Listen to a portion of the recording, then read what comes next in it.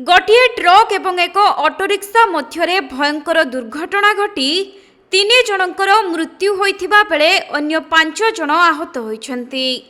एपरि मर्मन्तुद दुर्घटना घटिछि कोरापुट जिला जयपुर अंचलर थुरुडीपुट रास्तारे। मिलिथिबा सूचना अनुसार आज सकाळे थुरुडीपुट रास्ता देई एक ऑटोरिक्शा जाउथिबा समय रे गोटे टिपर ट्रक ऑटोरिक्शा को धक्का देइथिला।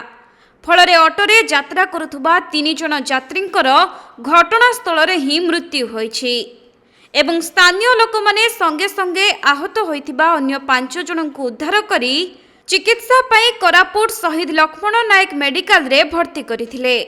सेपटे खबर पाई पुलिस घटनास्थल रे पहुंची दुर्घटना संपर्क रे अधिक तदंत आरंभ करिथिबा जणा पड़िछि।